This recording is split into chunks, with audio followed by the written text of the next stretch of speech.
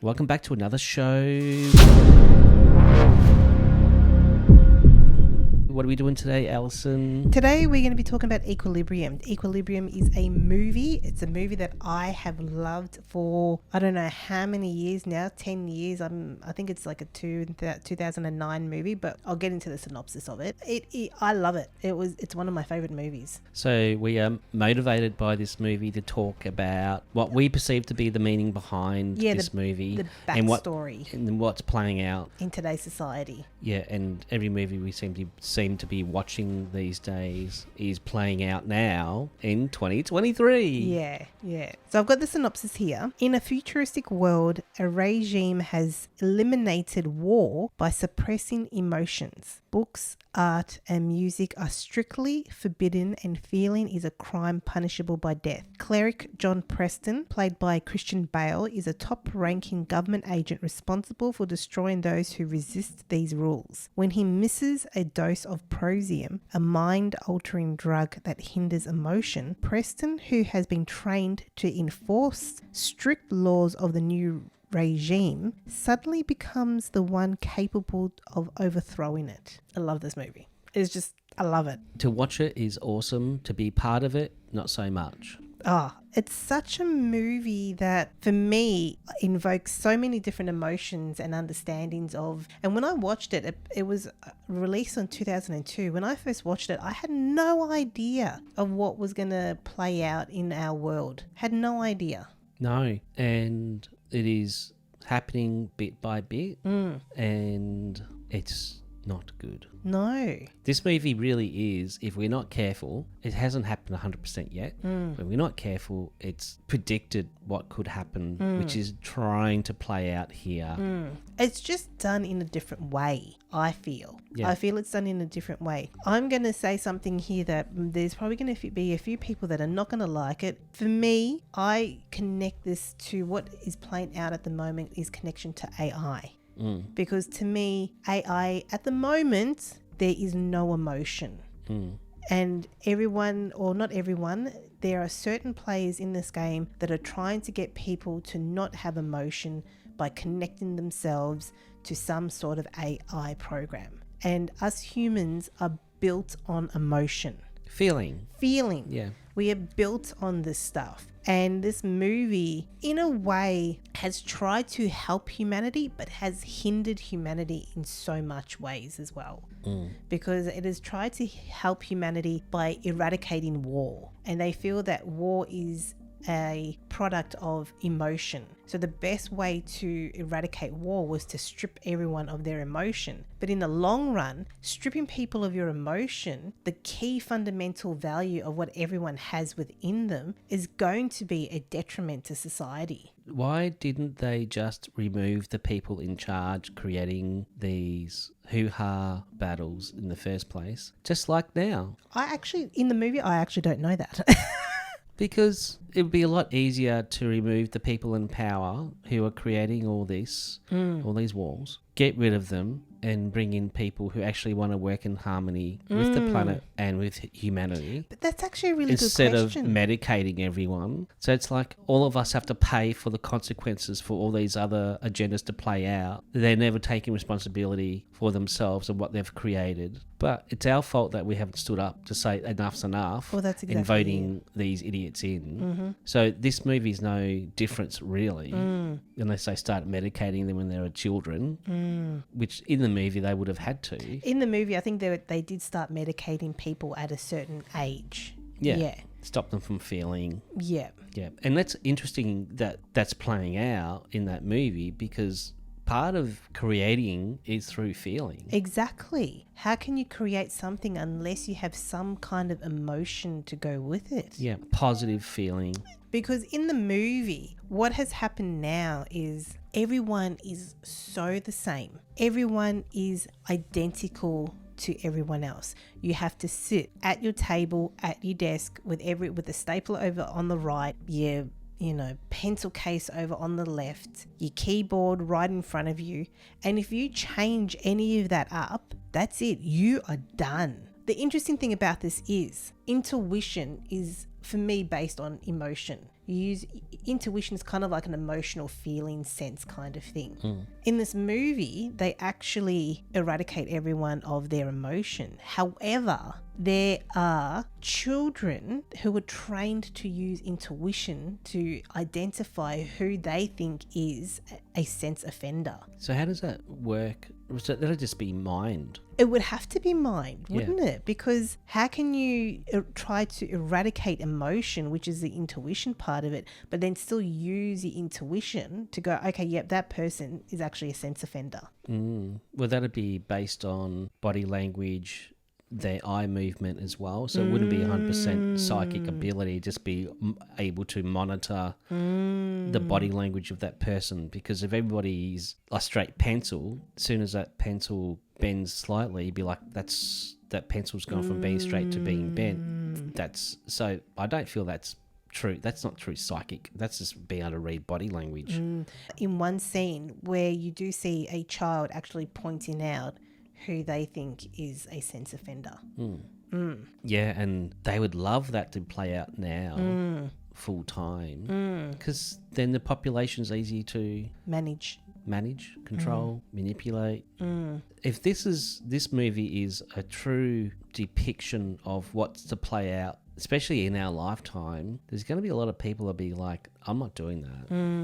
And there's a big agendas for a lot of people to move out of this game. So what have you seen, because you watch a lot of YouTube, what have you seen that is happening in our world that is related to the movie? Fear.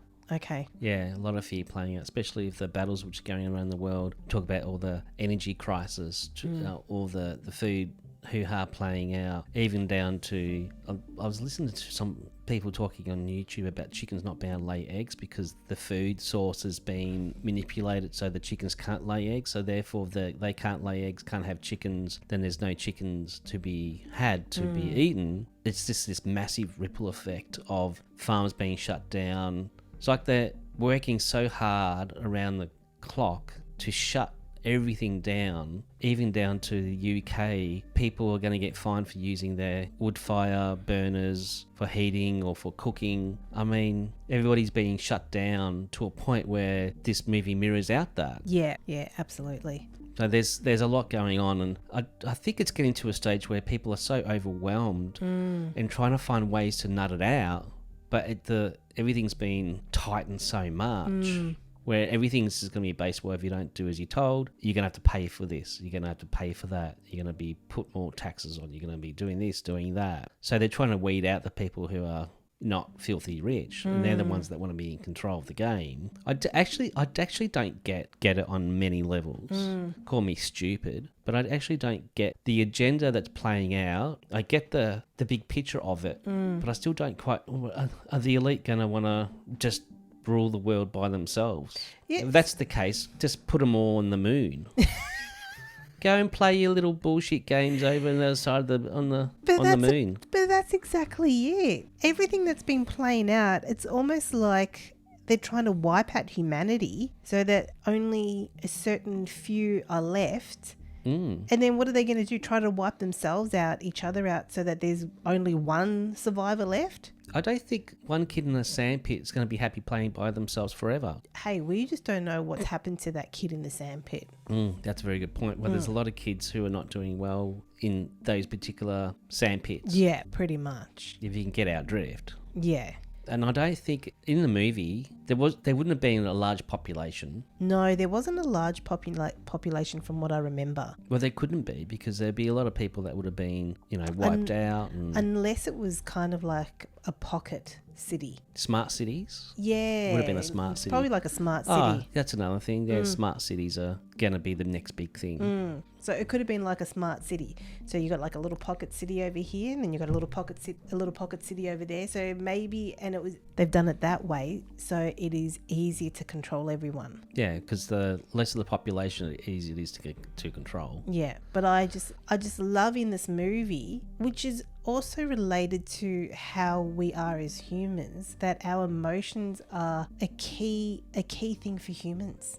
Our emotions are what drives us. It's Our feelings. Our feelings are our passions. Yeah, we're feeling creatures. Exactly. And I understand on a level in the movie that it's kind of like they have tried to help humanity in a way by taking away the key purpose behind of what they thought caused war. But it's easy. Just take out the people who are creating the war. That's so true. Just take out the people who are creating the war. Absolutely. I just got a flash when I was a little kid, because I never got all this World War 1, 2 and told about World War 3 when I was a little kid. And I just thought, why don't the countries just play a game of chess, and whoever wins the chess game wins the war? Well, the chess is probably a better way of doing it, because, you just got your pieces but they are actually playing games of chess just with humans. Yes. Well, let's take out the human side of it.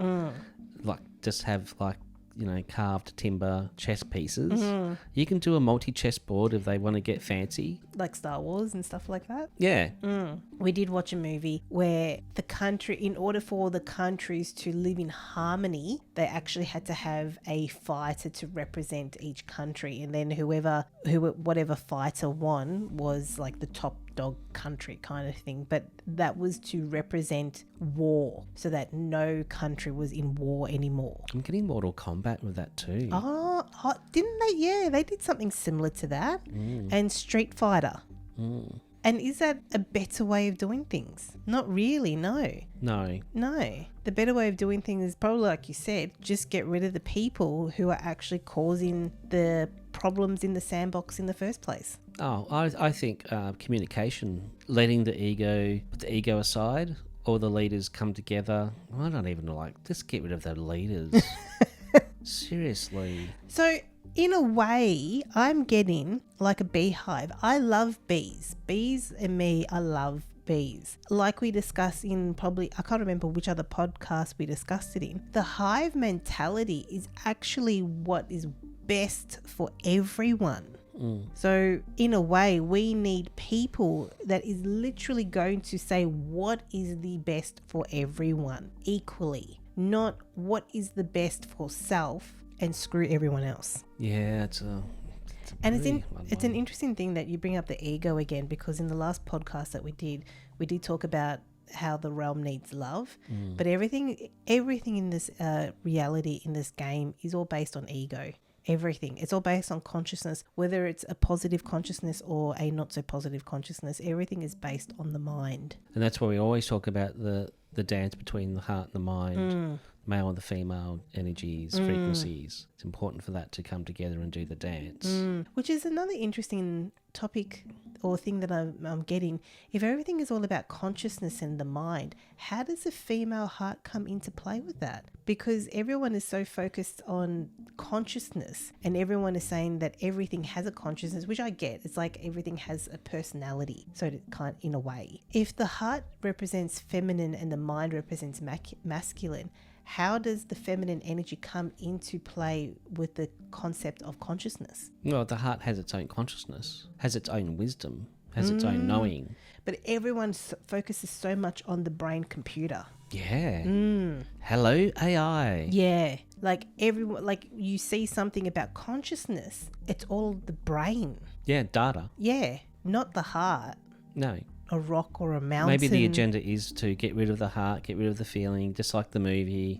Stay in the mind, stay in the ego, stay in just data, gather data, and we'll be right, mate. No, we're not going to be right, mate.